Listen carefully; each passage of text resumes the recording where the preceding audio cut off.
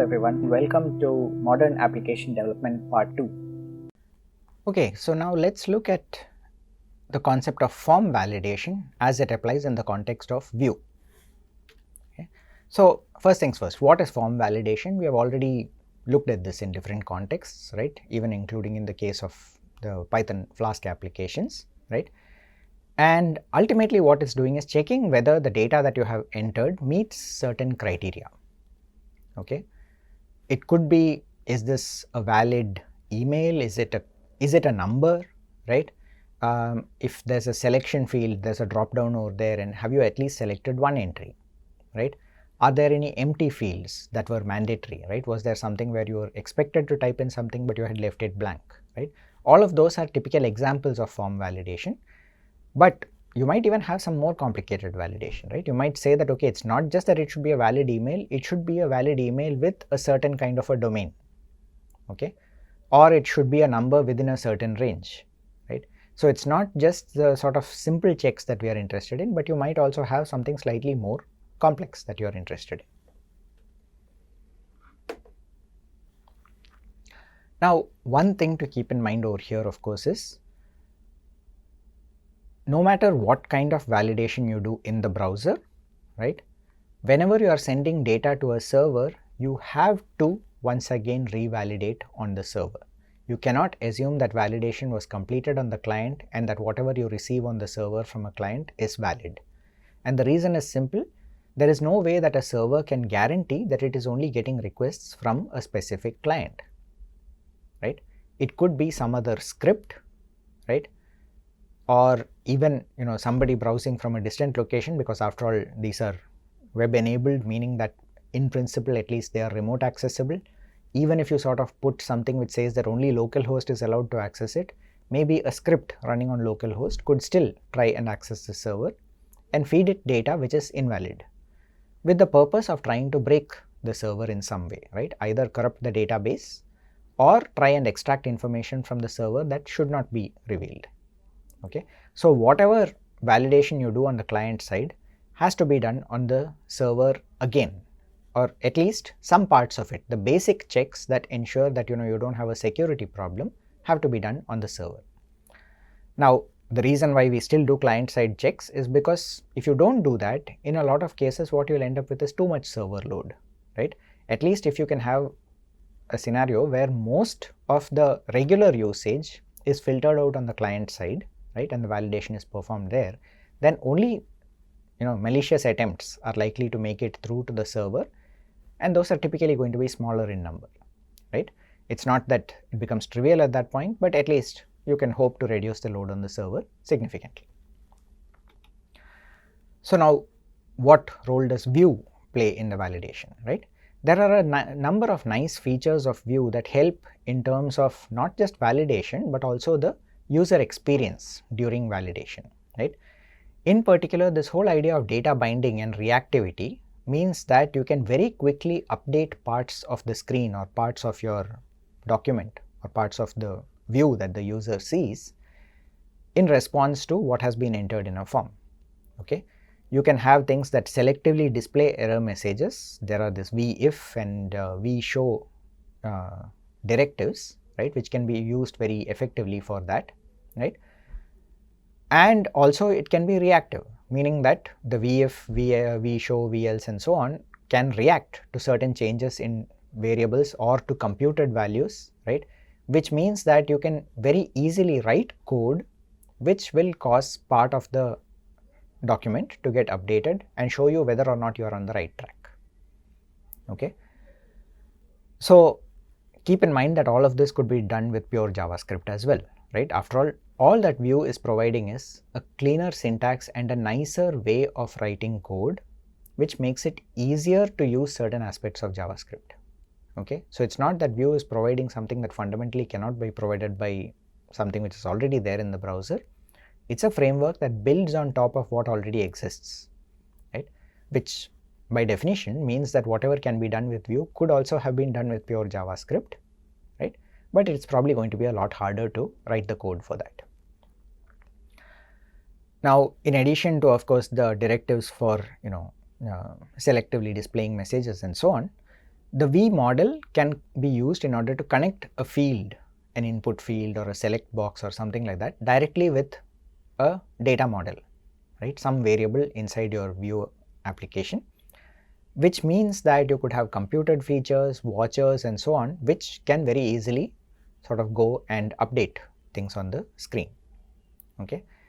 There is also a JavaScript function called prevent default, right, which is very useful in many cases like this, because basically what happens is that the default operation as defined by HTTP for a submit button is that it actually submits a form, right? So if a form has a given target and the action for the form says post to a particular URL, by definition what is supposed to happen under the HTML HTTP standards is that when I click on that submit button, the post action should be triggered.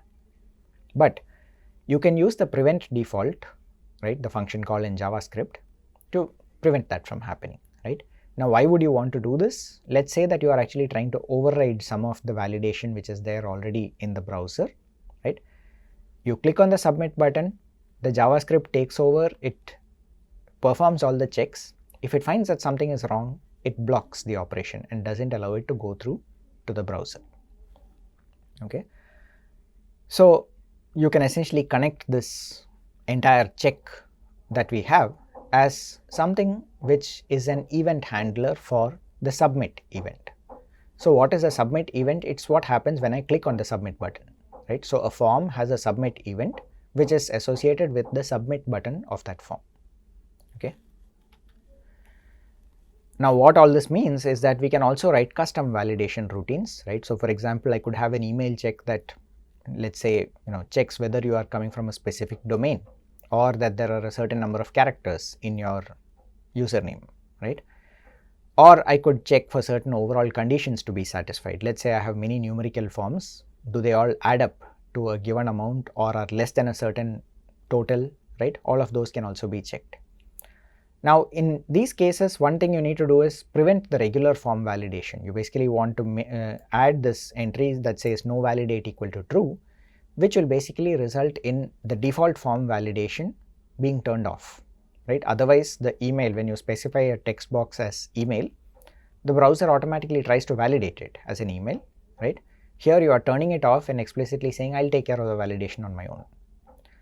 So once again, let's take a look at something from the Vue cookbook to see how this can work in practice.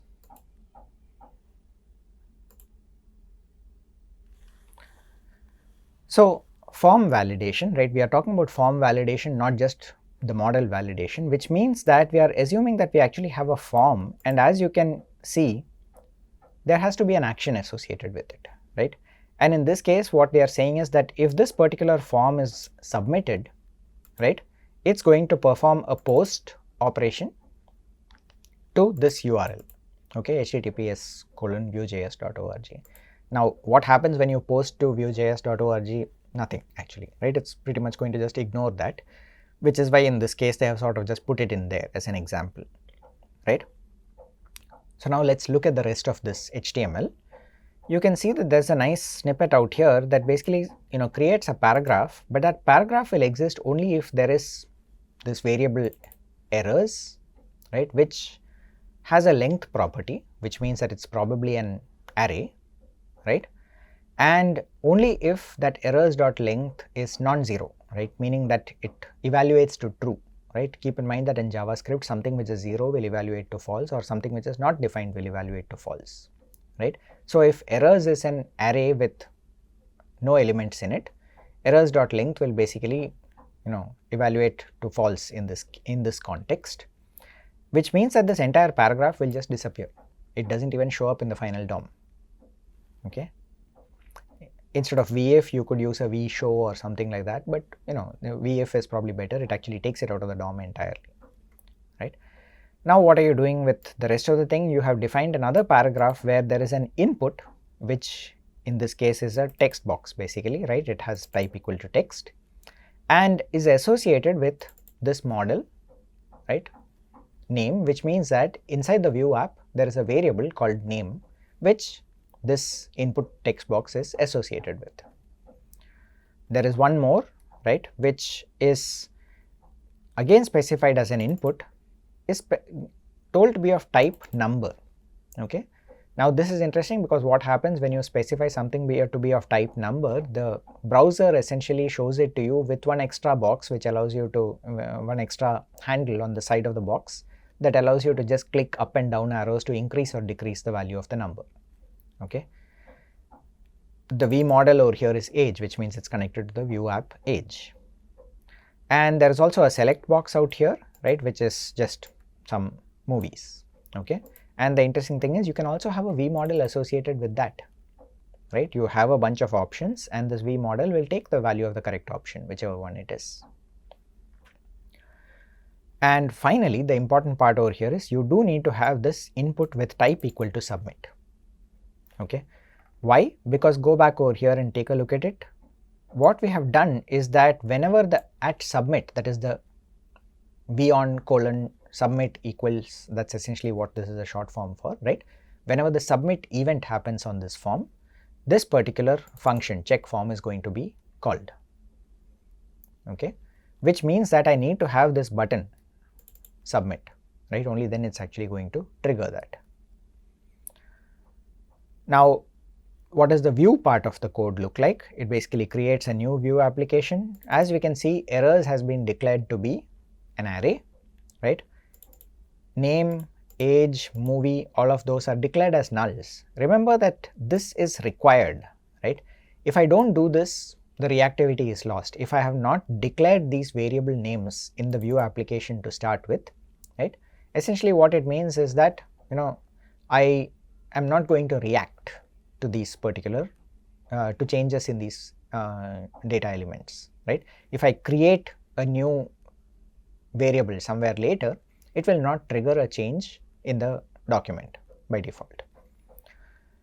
So anyway, we have also declared a method, right? The check form, which is a function, right? And in this case, it takes in one parameter e, right? And that e is basically the event that triggered this function. Okay. In this case, what was it? It was the submit event, right? So I take that e as input to this function, and do I do anything with it? Well, not really. I'm not really using it right now, but we'll see at the end that there is one particular use for this event that is passed in. The first thing we do is, we straight away check and say that if there is a name and there is an age, right, validation passed. Immediately return true. Okay, no problems over here. But if that didn't happen, right, clearly one of them went wrong, say initialize this dot errors to a null array, right, an empty array, and then check each one individually. If this dot name is not present, then push a value name required into the errors array. And if age is not present, then say age required and push that onto the errors array. Okay. And finally, see, because something went wrong over here, I also call e.prevent_default, which means that the submit operations prevent default failed. It will not actually cause a post operation to get executed. Okay. So what will happen when I run all of this, right? If I straight away try typing submit, it immediately gives me the following errors: name required, age required. Let's say I try typing in something here, right, for the name, right, and I can actually click on, well, enter, right, which also ultimately ends up triggering the submit functionality. Now you can see that the error has changed. It became age required, right? And you can see what I meant about the age, right? Now there is a button with an arrow out there that I can use in order to change the age. What if I put in an age but I delete the name? It now complains name required. Okay, so it keeps going back and forth over there. And when I have got both of them, well, it posts, but nothing is really going to come back as a result of that, because Vue.js.org by default just ignores post requests, okay, which is why the page went blank. Okay, so let's take this further and say what happens if we want to do custom validation, right? It's exactly the same form as before, but you'll notice that there is one extra entry out here, the no validate equal to true. Okay, now why is that? The reason is that, instead of name and age, we now have name and email, and you can see that, type is equal to email. Now most modern browsers have built-in validation, and the moment that you say type is equal to email, it looks for something that looks like a valid email address and will reject it if you don't, for example, have an @ sign and the information required for an email. Okay. So the no validate is equal to true is set over here in the form to prevent that from happening. We don't want the browser to intercept anything. Right? Instead, what we do is we go into our JavaScript and in check form, right, now we do something slightly different. We basically start by setting the errors to 0. If there is a problem with the name, we basically push name required into the errors list, and if there is no email, then it says email required. Okay, and then it checks if there are no errors, return true, right? If there was an error, it will prevent default, right? So this is another way of doing it. I mean, I could have changed things around and sort of done it so that in the previous code, what did I do? I basically had the check for name and age whether they are present right at the beginning. This is probably a better way because you are checking each one of them individually, and only if there are no errors at the end, it returns true, right? But if there is even one error, it will prevent default and basically return false in this case. Okay, it will not allow the form to submit. So the valid email by itself is a function. It uses a regular expression, right? I'm not even going to try to understand how this is working to validate it as an email, but whatever, apparently this is something which has undergone a lot of discussion on Stack Overflow. And for us it could be anything. I could even decide that my validate function just checks whether my name is present over there. Okay. The bottom line is when I try running this, right, once again it says name required, email required. I try typing in something here.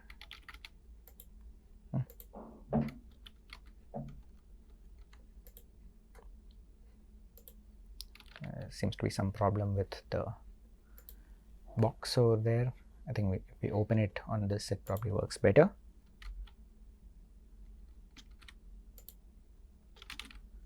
Okay, and if I submit this, it says email required, right? So that doesn't work. What happens if I go and type in an email like this? It says valid email required. So test at ABC still says valid email required. On the other hand, this makes it accepted. Okay, so in other words, we could have something which sort of goes through the process of validation, right, and can sort of do a custom validation when needed. Another nice example which is there on the same page, right, basically asks you to enter several numbers. Given a budget of $100, indicate how much you would spend on each of these features for something. This is, I guess, something like a Star Wars game or something like that, right? And it allows you to enter a few different numbers over here. If we submit this, it immediately says total must be 100, right? So it doesn't matter what numbers I put in here, as long as the current total is less than 100, it's going to show me that error.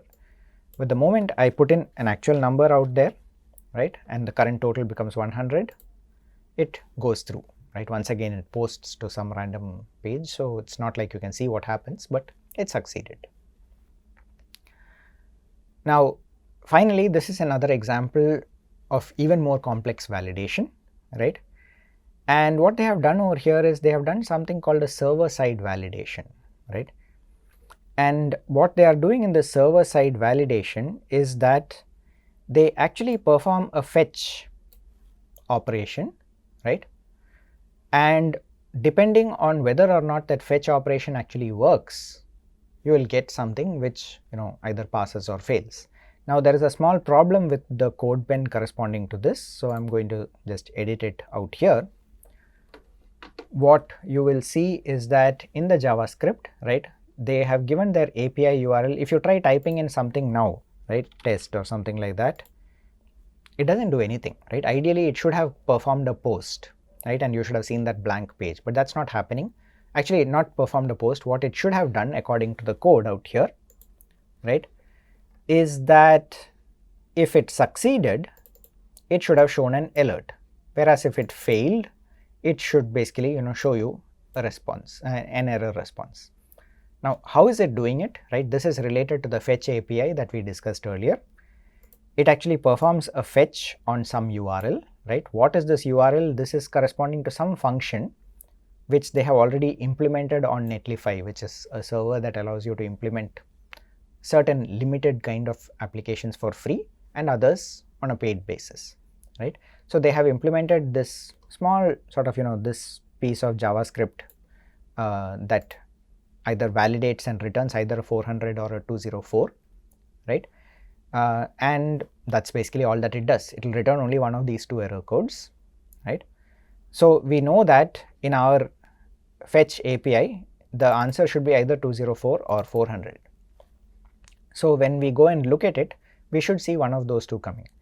Now what has happened is that Netlify changed their naming system, which means that instead of netlify.com, you need to actually go and change this to netlify.app, right? And once we have that, right, and you type in a valid name, it says OK. You'll notice that there was a pause, right? It basically took a little bit of time before the OK came. That's because it basically had to go connect to Netlify and get the response back, okay? On the other hand, there are some invalid names according to the function that they wrote, and when you do that, it basically says invalid name passed, right? So what was the purpose of this? Basically, it's telling you that the form validation can do something much more complicated than just, running a JavaScript code locally, right? In the context of, let's say, the weather checking application, right? You could have something where the moment I enter a new city, it actually first performs a check, confirms that there is such a city, right? And or rather that there is a city for which you can retrieve data based on this information. And only if there is, it will show you the result. It won't even let you add the city otherwise, okay? And as you can see, this is actually a fetch, right? Which means that it's an asynchronous operation, right? It takes a certain amount of time for it to run, but all of that is taken care of pretty much nicely behind the scenes by the fact that, the validation is happening cleanly over there. Okay. So all this is the most basic form of validation. It turns out there are also custom sort of libraries for Vue, right? vValidate and VueLidate, right, that provide even more features, okay? So including like how do you sort of manage and display error messages, all of those things are taken care of quite nicely by these libraries. So if you want to do form validation in a way that is significantly more powerful than what a browser can do, there are support for that in the structure that Vue provides for you.